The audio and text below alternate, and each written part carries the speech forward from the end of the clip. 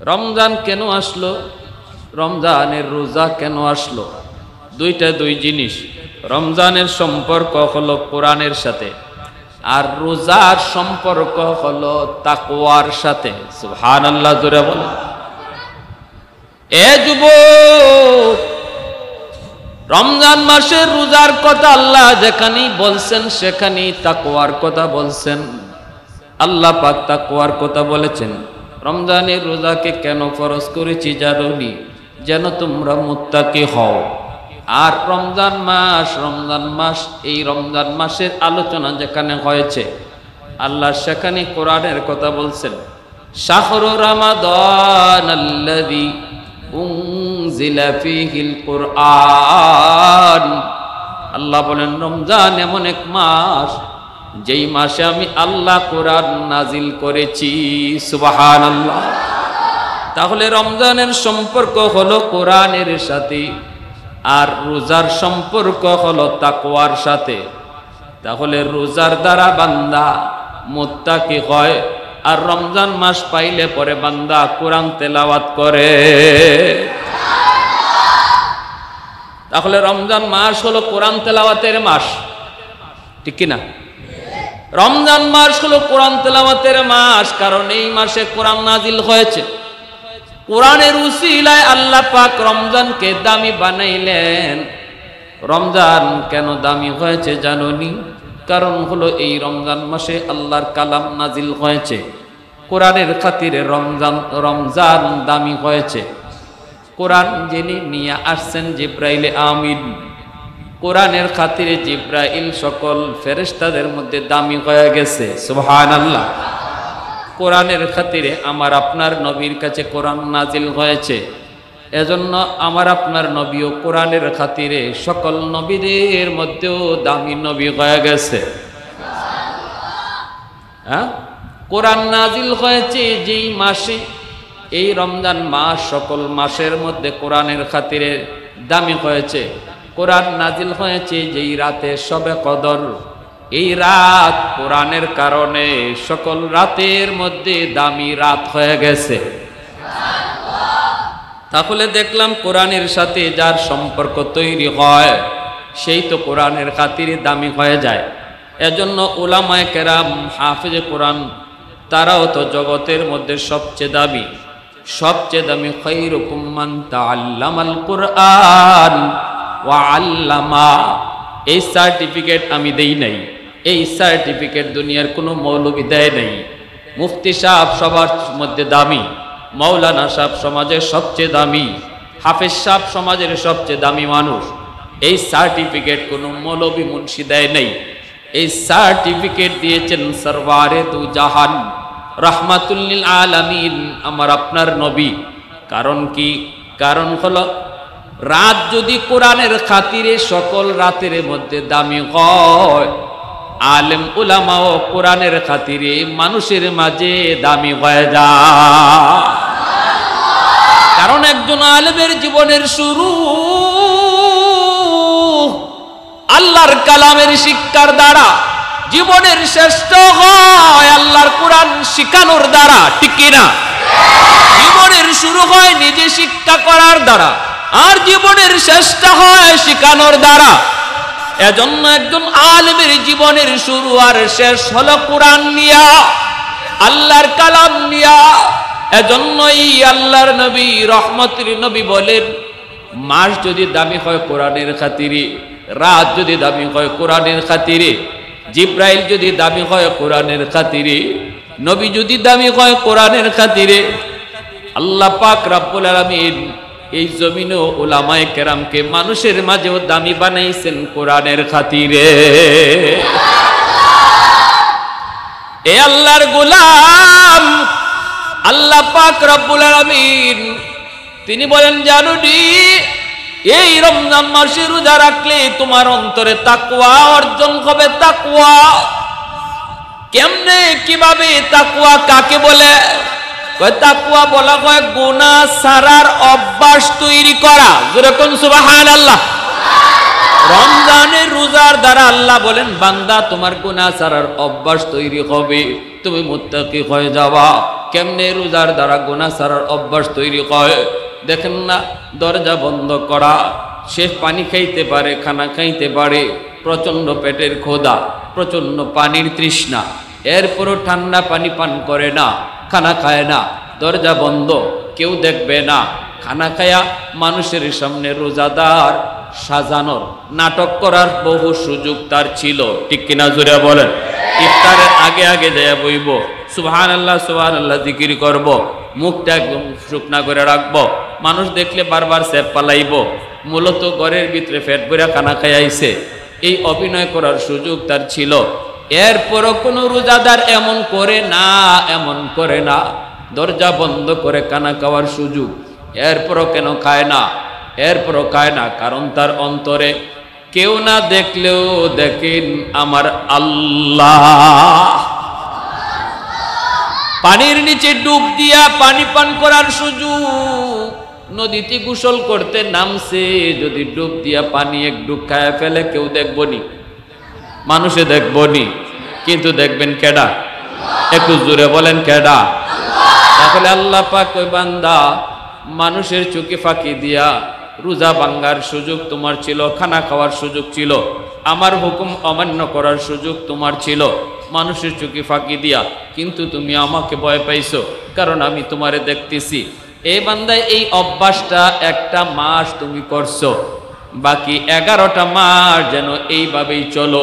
সুযোগ আসবে তোমার গুনাহ করার, কেউ দেখবে না, অন্ধকারে দরজা বন্ধ করে। এরপরও রমজানের রোজায় আমি আল্লাহ তোমারে ট্রেনিং দেওয়াইছি, দরজা বন্ধ করে সবার চোখে ফাঁকি দেওয়া যায়, কিন্তু আমি আল্লাহর চোখে ফাঁকি দেওয়া যায় না। একটা মাস তোমার এই ট্রেনিং দেওয়ানো হয়েছে আল্লাহর গোলাম, পানির নিচে ডুব দিয়া সবার চোখে ফাঁকি দেওয়া যায়, কিন্তু আল্লাহর চোখে ফাঁকি দেওয়া যায় না। এজন্য রমজান মাসের রোজা একজন মানুষকে গুনাহ ছাড়ার অভ্যাস তৈরি করায়, গুনাহ ছাড়ার অভ্যাস তৈরি করায়। এজন্য আল্লাহ পাক বলেছে রমজানের রোজা আমার রোজাদার বান্দাকে মুত্তাকি বানায়, পরহেজগার বানায়। যার অন্তরে তাকওয়া আছে সেই তো আল্লাহর কাছে দামি, সেই তো আল্লাহর কাছে দামি। তাহলে রমজানের রোজা আইছে আমারে আপনারে দামি বানানোর জন্য, ঠিক কিনা জোরে বলেন? দামি বানানোর জন্য।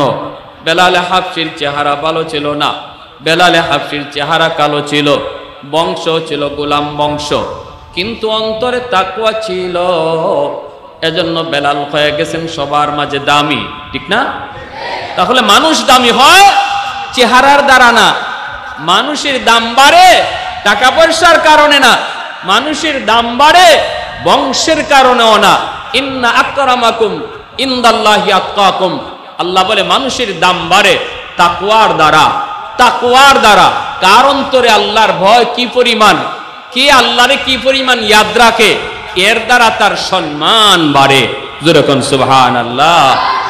বেলাল বংশও নাই, চেহারাও নাই, কালো, কিন্তু দাম কি পরিমাণ বেড়ে গেল, কি পরিমাণ দাম বেড়ে গেল বেলালের। বেলাল আমার নবী, রহমতের নবী, মায়ার নবী গারে হেরায়, নবীজি তিনি ধ্যানে মগ্ন। ওই অবস্থায় বেলাল উমাইয়ার গোলাম, উমাইয়ার গোলাম, উমাইয়ার গোলাম। বেলাল বকরি রাখালি করেন, আল্লাহর নবীকে চিনেন না, নবীও বেলালকে তখন চিনেন না। নবীজি তো পাহাড়ের গুহায়, আল্লাহর নবী তিনি হঠাৎ করে দেখেন নবীজির কাছে একজন রাখালে ছাগল রাখালি করে। নবীজি ডাক দিলেন, ও রাখাল এদিকে আসো। তো হযরতে বেলাল তিনি আল্লাহর নবীর ডাক শুনলেন, আওয়াজ পাইলেন গুহার ভিতর থেকে কে যেন তারে ডাক দিয়েছে। বেলাল ভাবতেছেন আচ্ছা যাই যাই দেখি। বেলাল আসলেন, আয়েশা দেখেন গুহার ভিতরে এত সুন্দর এক মানুষ বসা, তার চেহারা দেখলে পরে আর চোখ ফিরানো যায় না, তার চেহারার মধ্যে যেন আল্লাহ জাদু রেখে দিছে। জোরে বলেন সুবহানাল্লাহ। তিনি আমার আপনার নবী, রহমতের নবী। বেলাল নবীজির চেহারার দিকে তাকাই দিয়েছেন। আল্লাহ নবী জিজ্ঞেস করেন, নাম কি তোমার? তিনি বলেন, আমার নাম বেলাল। কি করো? আমি গোলাম। কার গোলাম? উমাইয়ার গোলাম, কাজ কি করো? ছাগল রাখালি করি। আল্লাহ নবী বলেন, তোমার একটা ছাগলের দুধ দিবা আমারে, আমার খুব পানির তৃষ্ণা লাগছে, একটা ছাগলের দুধ দিবা? বেলাল বলে, জানি না আপনি কে, তবে আমার কোনো ছাগলের উলানে দুধ নাই, কোনো বাচ্চাই তো নাই, দুধ দিব কোত্থেকে? নবীজি বলেন, যে কোনো একটা ছাগল নিয়ে আসো, ছাগল আনা তোমার কাম, উলানে হাত দেওয়া আমার কাম, আর দুধ পৌঁছায় দেওয়া আমার আল্লাহর কাম। বেলাল কয়, এটা কেমন মানুষ, কি কয়, এগুলা কেমন কথা? বেলাল বলে, তো ঠিক আছে, নিয়ে আসলাম আমি একটা ছাগল, মরা ধরা, একবার আড্ডি বাইয়ে রয়েছে, উলানে দুধের কোনো বংশ নেই, কোনো খবরই নেই।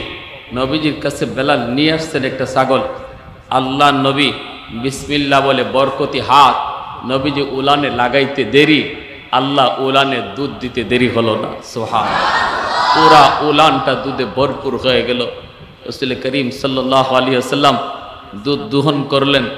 বেলাল শুধু তাকায় তাকায় ফেল ফেল দৃষ্টিতে দেখতেছে, কি কে সেই মহামানব, এই মহামানব কে, তার হাতে কি, তার সম্পর্ক কার সাথে? যে বকরির উলানে দুধের কোনো বংশ নাই, এই বকরিতে দুধ আসলো কোত্থেকে? বেলাল অবাক। এদিন বেলাল যায় মালিকের বাড়িতে, রাতে ঘুম নেই, ঘুমাইতে গেলে ঘুম ধরে না, কল্পনার সাগরে শুধু সেই মুসাফির, সেই মহামানবের চেহারা, আমার আপনার নবীর চেহারা বেলালের চোখে ভাসতেছে। কে সেই মহামানব? ঘুম নাই, ঘুমাইতে গেলে ঘুম নাই, খাইতে গেলে খানা ভালো লাগে না, গোসলে গেলে গোসল ভালো লাগে না, উদ্ভ্রান্তের মতো বেলাল। পরের দিন বেলাল আবারও বকরি নিয়া নবীজির কাছাকাছি বকরি রাখালি করে, আর মনে মনে ইচ্ছা যে আজকেও যদি আমারে উনি ডাক দেয় আমি তার কাছে যাব। যেরকম সুবহানাল্লাহ। আমার ভাইয়েরা, বন্ধুরা, যুবক, আল্লাহর নবী, রহমতের নবী, তিনি গুহার ভিতরে বসে আছেন। এইদিকে বেলাল মনে মনে অনেক ইচ্ছা, আজও যদি মুসাফির আমাকে ডাক দেন, আমি তার ডাকে সাড়া দিব গো, আমি তার কাছে যাব। কানটা খাড়া করে রাখছেন বেলাল, কখন জানি গুহার ভিতর থেকে আওয়াজ আসি। হঠাৎ করে নবীজি ডাক দিয়ে বসলেন, ও বেলাল। যেই মাত্র এই ডাকটা বেলালের কানের মধ্যে পৌঁছল, বেলাল আর দেরি করলেন না, সোজা নবীজির কাছে চলে আসলেন। কারণ তার দিলের ভিতরেও তো ইচ্ছা ছিল নবীজির ডাক শুনলেই তিনি চলে আসবেন। আয়েশা আল্লাহর নবীর কাছে বসলেন। এইবারও তিনি নবীজির চেহারার দিকে তাকায় রইলেন, কিন্তু আল্লাহর নবীকে জিজ্ঞেস করবেন, কে আপনি, কি আপনার পরিচয়, এই কথাটা তিনি বলতে পারেন না।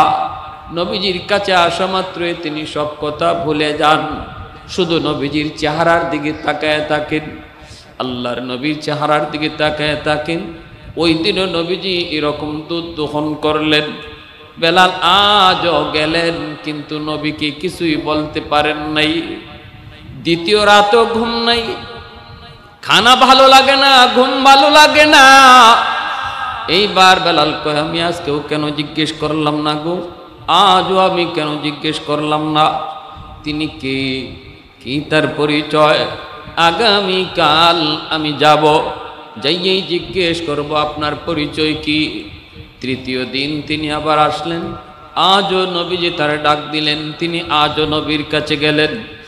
যাইয়েই তিনি জিজ্ঞেস করেন, মুসাফির, আমি আমার সব কিছু আমি আপনাকে বলেছি, আমি কি করি, আমার পরিচয় সব জানাইছি, কিন্তু আমি আপনাকে কোনোদিন এখনো পর্যন্ত জিজ্ঞেস করি নাই আপনি কে।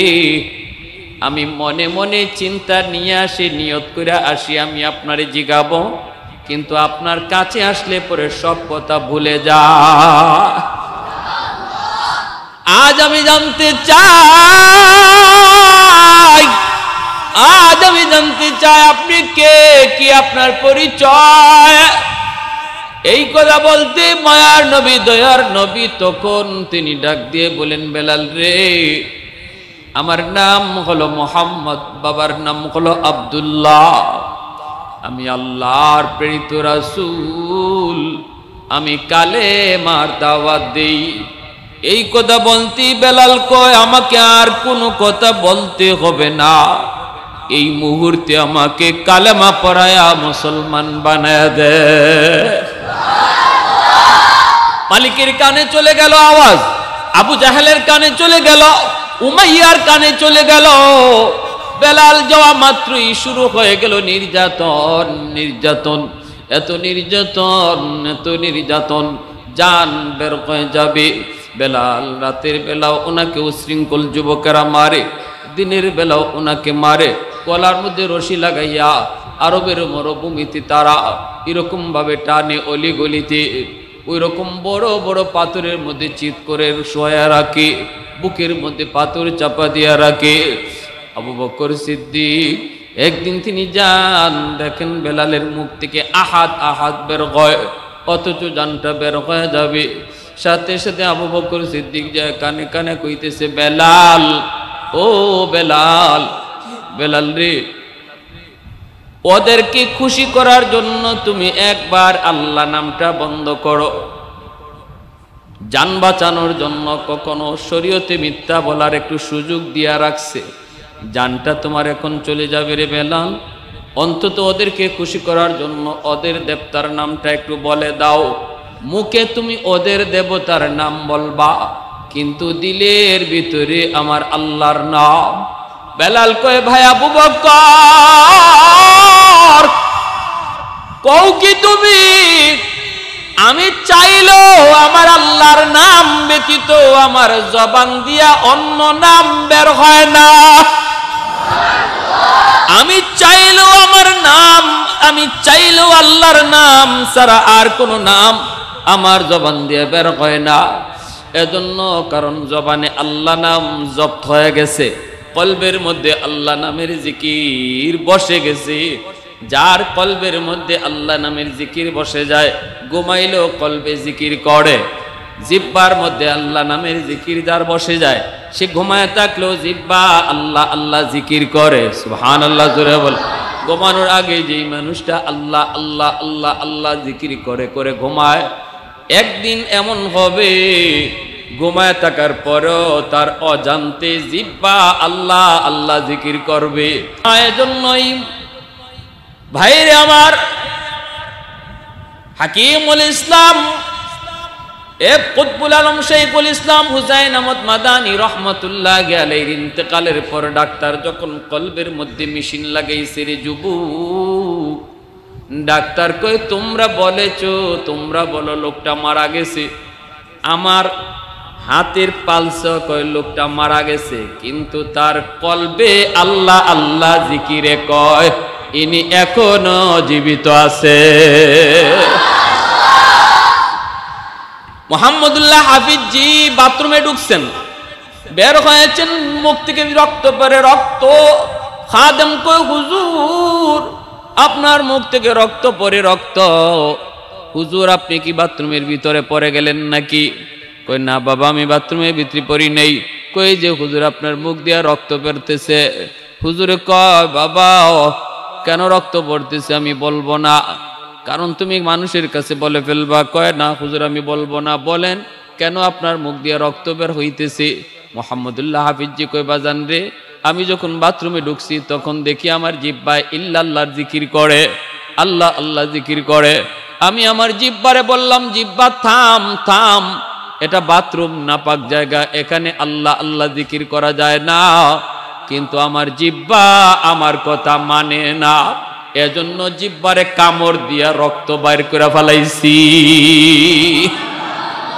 मैं तालिब मौला हूँ मेरे इश्क निराला,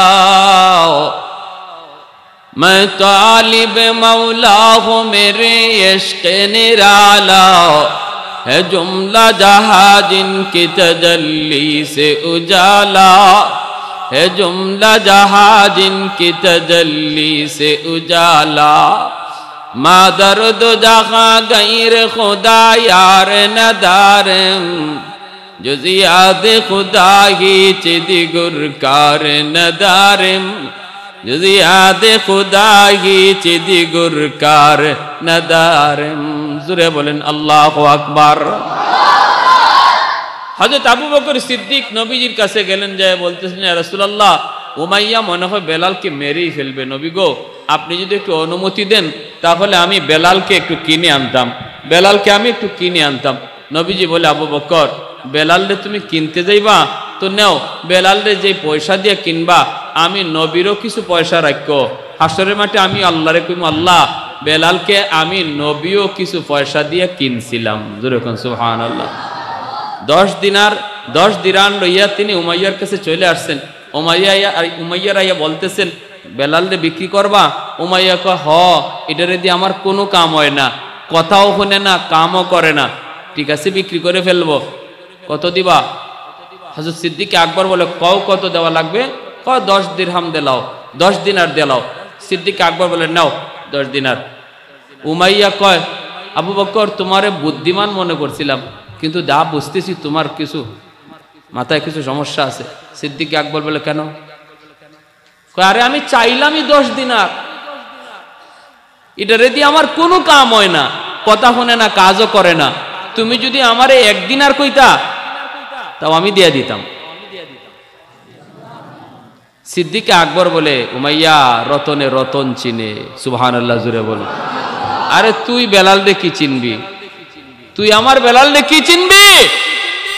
তুমি যদি বেলালের দাম 100 দিনারও চাইতা, আমি আবু বকর এই মুহূর্তে 100 দিনার দিয়ে কিনে নিতাম। তুমি ঠকছো, তুমি ঠকছো, আমি ঠকি নাই, তুমি টাকা দাম কম চাইছো। উমাইয়া কো, ওরে আল্লাহ, কয় কি তাহলে বেলাল এটা কেমন রত্ন? তখন আবু বকর সিদ্দিক বলে, রতনে রতন চিনে, তুই কি চিনবি? সিদ্দিক আকবর আবু বকর সিদ্দিক বেলালকে নিয়ে গেছেন। নবীজির কাছে যাওয়া মাত্রই আল্লাহ রাসূল সাল্লাল্লাহু আলাইহি ওয়াসাল্লামের পার্সোনাল সেক্রেটারি হয়ে গেলেন বেলাল হাবশী রাদিয়াল্লাহু তাআলা। যে কেউ নবীর সাথে দেখা করতে হলে বেলালের পারমিশন নিতে হয়।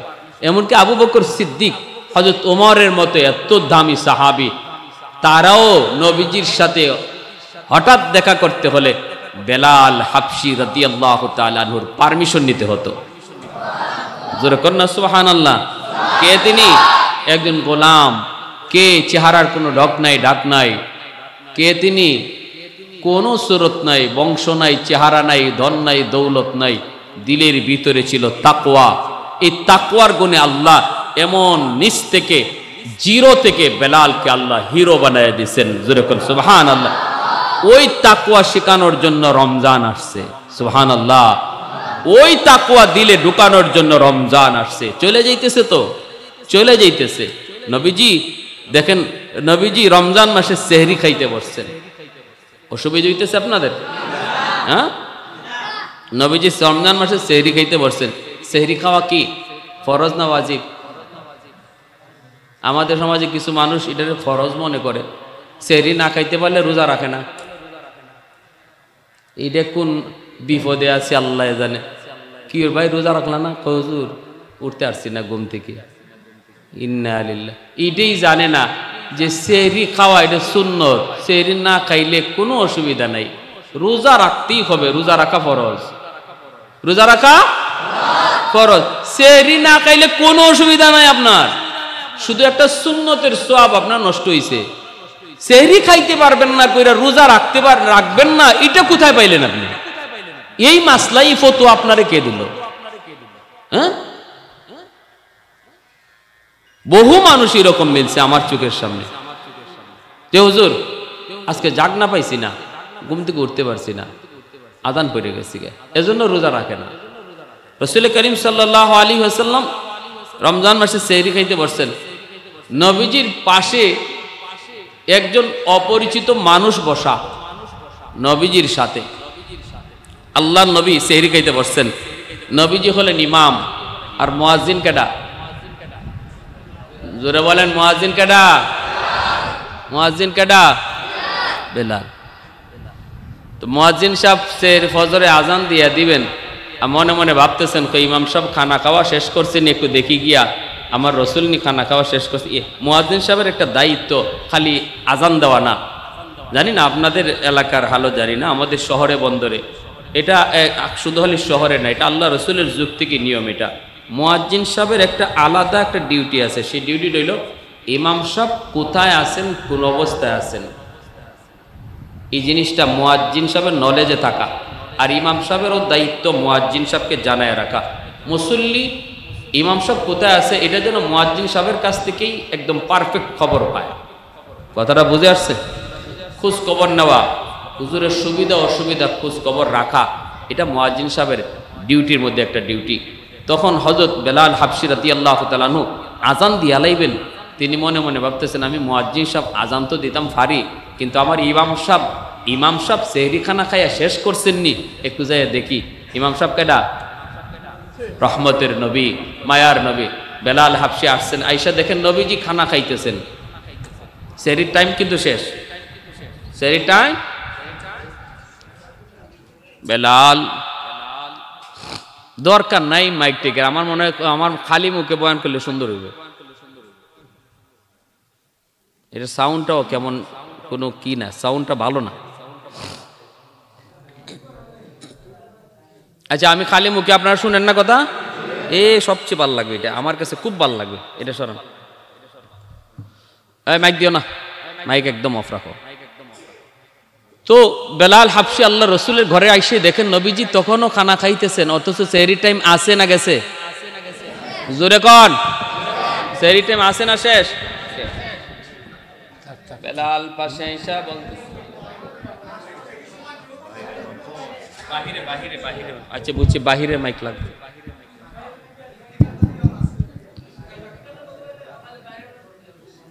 এখন বেলাল নবীজিকে খানা খাওয়ার দেখে বেলাল, হযরতে বেলাল হাবশী অবাক হয়ে বলতেছে, ইয়া রাসূলুল্লাহ সেহরি টাইম শেষ, এখনো দিয়ে আপনি খানা খান।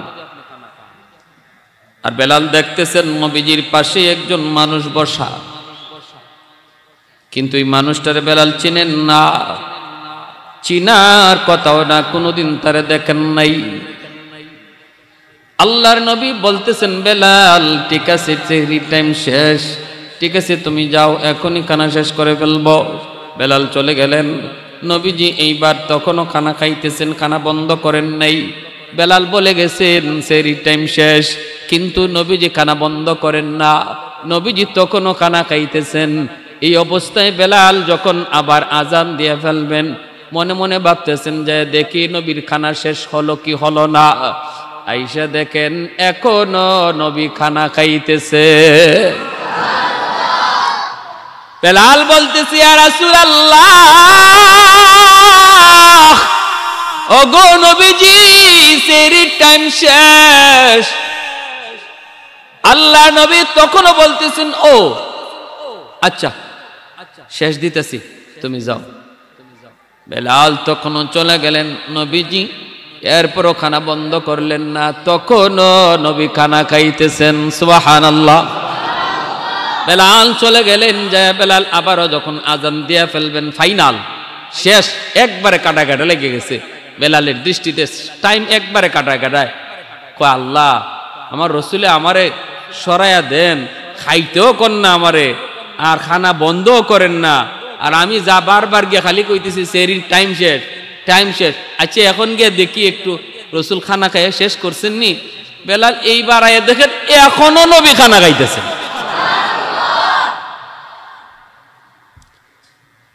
এইবার বেলাল কই, ইয়া রাসূলুল্লাহ, খুদার কসম, খুদার কসম সেহরির টাইম শেষ। যেই মাত্র কইছেন খুদার কসম সেহরির টাইম শেষ, সাথে সাথে আল্লাহর নবী কয় তাড়াতাড়ি খানা বন্ধ করো। আমার বেলালে কসম খেয়ে ফেলছে, আর দেরি করা যাবে না। সাথে সাথে নবীজি মুখের খানা ফালাই দিছেন, হাত ধুয়ে ফেলছেন, আর পানিটা পর্যন্ত নবী খান নাই। সাথে সাথে নবীজি রোজার নিয়ত করে ফেলছেন। অপরিচিত যেই মানুষটা, এই মানুষটাকে নিয়ে নবীজি উঠে গেলেন। ফজরের নামাজ নবীজি পড়াইলেন মসজিদে নববীতে। ফজরের নামাজ পড়ায় নবী এবার মিম্বরে বৈশা বলতেছেন, সাহাবীরা রে আসো, আমি নবীর সামনে একটু বসো। কই আমার বেলাল, নবীজির সামনে তো বেলাল বসা। এইবার নবী বলতেছেন, সাহাবীরা শোনো শোনো শোনো, একটু ঘটনা আজকে একটা ঘটছে। ও বেলাল, তুমি তো 3 বার যায় আমারে কইছো সেহরির টাইম শেষ, 3 বারই তুমি দেখছো আমি খানা খাইতেছি। ও বেলাল, তুমি কি জানো যিনি আমার পাশে বসা ছিল ইনি কে? কি তার পরিচয় তুমি কি জানো? বেলাল কই, না গো নবী, আমি তারে চিনি না। এইবার নবী কই, ইনি হলেন জিব্রাইল আমিন। তুমি যখন প্রথমবার বলেছো সেহরির টাইম শেষ, তখন জিব্রাইল আমারে কয়, না গো নবী, টাইম শেষ হয় নাই, খানা খান। দ্বিতীয়বার যখন তুমি বলেছো সেহরির টাইম শেষ, তখন জিব্রাইল কয়, না গো নবী, সেহরির টাইম আরো আছে, আপনি খানা খান। তৃতীয়বার যখন তুমি কসম করে বলছো সেহরির টাইম শেষ, তখনও জিব্রাইল আমারে কয়, নবী গো, সেহরির টাইম এখনো কিছু বাকি আছে, কিন্তু আপনার বেলাল কসম খাওয়ার কারণে বেলালের কসমের ইজ্জত রক্ষার্থে আল্লাহ পাক টাইম অফ কইরা দিছে। আল্লাহু আকবার। সയ്যিদে কাউনাইনে তেরি জান সারো কো সালাম, সയ്যিদে কাউনাইনে তেরি জান সারো কো সালাম, यानी गिरदोन नबूवत के सितारों को सलाम, उन हिजाजी गाजियों को शख्सवारों को सलाम, यानी गिरदोन नबूवत के सितारों को सलाम, अंबिया के बाद शुहरा है उन्हें के नाम का, उनकी हिम्मत से पुला पुला चमन इस्लाम का। अल्लाह अकबर, जोरे बोलें। দেখছেন কেমন দামি হয়ে গেছেন বেলাল। যেই বেলালের কসমের ইজ্জত রক্ষার জন্য আল্লাহ টাইম অফ করে দিচ্ছেন, অথচ টাইম কিছু ছিল। জিব্রাইল বলতেছেন টাইম কিছু ছিল, এজন্যই নবী বলতেছেন সাহাবীরা, জানো নি আমার বেলালের দাম কি পরিমাণ, আমার বেলালের ইজ্জত, বেলালের সম্মান কি পরিমাণ, অথচ আমার বেলালকে আমি ফাইয়া আনছি। সুবহানাল্লাহ। আবার বেলালকে আমি বকরিরা কালিতে পাইছি, চেহারার কোনো সুরত নাই, সিরত নাই, কোনো নমুনা নাই, কোনো ঢক নাই, বংশ বলতে কিছু নাই, কিন্তু চেহারাটা কালো, দিলটা তার আলোকিত। বাহিরটা কালো কিন্তু ভিতরটা আলোকিত। আল্লাহ পাক রব্বুল আলামিন তিনি বলেন, ইয়া আইয়ুহাল্লাযীনা আমানু কুতিবা আলাইকুমুস সিয়াম কামা কুতিবা আলাল্লাযীনা মিন ক্বাবলিকুম লাআল্লাকুম তাত্তাকুন। ও রমজানের রোজাদাররা, জানোনি এই রমজানের রোজা তোমাকে আছে বেলালের মতো মুত্তাকি বানানোর জন্য, তোমার ওই দিলটাকে আলোকিত করার জন্য রমজান মাসে রোজা আইছে, রমজান মাসে রোজা আইছে ভাইরে। এজন্য যেই মানুষটা রমজান মাসের পরেও রমজান মাসের আমল জারি রাখবি, হাকিমুল উম্মত মুজাদ্দিদি মিল্লাত মাওলানা আশরাফ আলী থানভী রহমাতুল্লাহি আলাইহি লিখেন, রমজান মাসে যেই বান্দা যেই আমলটা মহব্বতের সাথে দায়মি ভাবে করবে, সব সময় করবে, রমজানের পরেও আল্লাহ এই আমল তার জন্য করাটা আসান করে দিবে। 5 ওয়াক্ত নামাজ রমজান মাসে যে 5 ওয়াক্ত নামাজ মসজিদে আইসা পড়ব, মহব্বতের সাথে মসজিদে আইসা পড়ব, মানুষে কি তা কইব এই নিয়তে না, আল্লাহকে ভালোবাসা মসজিদে 5 ওয়াক্ত নামাজ পড়ব। হাকিমুল উম্মত বলে তার বাকি জীবন আল্লাহ পাক তাকে মসজিদে গিয়া নামাজ পড়া আল্লাহ তার জন্য সহজ করে দিব।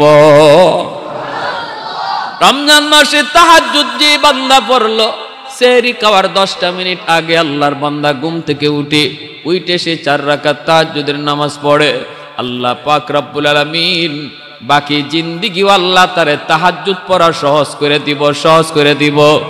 এজন্য ভাই ভালো করে শুনি, আর মাত্র কটা দিন আছে, এরপরে দেখবো রমজান শেষ। এখনো সুযোগ আছে। রমজান মাস হলো আমল করার মাস, রমজান মাস বেশি বেশি আমল করার মাস, রমজান মাস কোরআন তেলাওয়াত করার মাস, রমজান মাস জিকির আজকার করার মাস, রমজান মাস বাইরে তাহাজ্জুদ পড়ার মাস। রমজান মাস গরিব দুঃখী মানুষের পাশে দাঁড়ানোর মাস, অভাবী মানুষের পাশে দাঁড়ানোর মাস। আমার করে 10টা আইটেম ইফতারি হয়, আরেক করে একটা আইটেম ইফতারি হয় না। রমজান মাস আসছে তোমাকে এই জিনিস শেখানোর জন্য না। 10টা আইটেমের মধ্যে 2টা আইটেম তুমি তোমার প্রতিবেশীর দিয়ে দাও। এটা রমজান মাস তোমার শিখায় যাইতেছে, সুবহানাল্লাহ, এটা শিখায় যাইতেছে। প্রতিবেশী দরিদ্র অভাবে মানুষের প্রতি সহনশীল হওয়া, দয়াশীল হওয়া। জাকাত যাদের উপরে ফরজ, রমজান মাসটা আসা মাত্রই জাকাতের পুঙ্খানুপুঙ্খ হিসাব কইরা গরিব দুঃখী মানুষকে দিয়া দেওয়া, হ্যাঁ, ফিতরা দিয়া দেওয়া। এইভাবে মানুষের সহমর্মিতা, দয়াশীল হওয়া, মায়াশীল হওয়া এই মাস আমাদেরকে শিখাইয়া যাইতেছে। পারবো না ইনশাআল্লাহ? পারবো না ইনশাআল্লাহ? তারাবির নামাজ কয় রাকাত? কয় রাকাত? দিনের বেলা রোজা। মান সামা রমাদানা ঈমানান ওয়া ইহতিসাবান গুফিরা লাহু মা তাকদ্দামা মিন দামবি। যে ব্যক্তি রমজান মাসে রোজা রাখলো ঈমানের সাথে সওয়াবের আশায়, ঈমানের সাথে কিসের আশায়? সওয়াবের আশায় রমজান মাসে রোজা রাখে। আমরা 20 রাকাত তারাবি পড়ি কিসের আশায়? সওয়াবের আশায়। কিসের আশায়? সওয়াবের আশায়। আল্লাহ রাসূল বলে তার পিছনের জিন্দেগীর সব গুনাহ আল্লাহ মাফ করে দেয়া যায়, নিষ্পাপ বানিয়ে দেওয়ার জন্য রমজানের রোজা আসছে। কোন মানুষের? যে লুড্ডু খেললে সময় পাস করে তার, হ্যাঁ, মিথ্যা কথা রোজা রাখিয়া যে কইব তার জন্য রোজা আইছে গুনাহ মাফ করাইতে না। জবানের হেফাজত করে, চোখের হেফাজত করে, চোখ দিয়া বেগানা নারী দেখে না, মোবাইলে গেম খেলে না, টাইম পাস করার জন্য লুড্ডু খেলে না, ক্যারাম বোর্ড খেলে না, টাইম পাস করার জন্য ইরম কাজ করে না। রোজাদার যদি কিছু নাও করে, কোনো কথা কইছে না, খালি মুখে রোজা লইয়া বই রইছে, কারো গীবত করে না, মিথ্যাও বলে না, কোন হারাম জিনিস দেখাও না, চুপচাপ বসা। কিতাবের ভিতরে পরিষ্কার লেখছেন তার চুপচাপ বসা তারাকাটাকে আল্লাহ পাক তসবিহ জবার ভিতরে শামিল করে দিবে। রোজাদার ঘুমায় রইছে, নফল নামাজের ভিতরে শামিল হয়ে যাবে।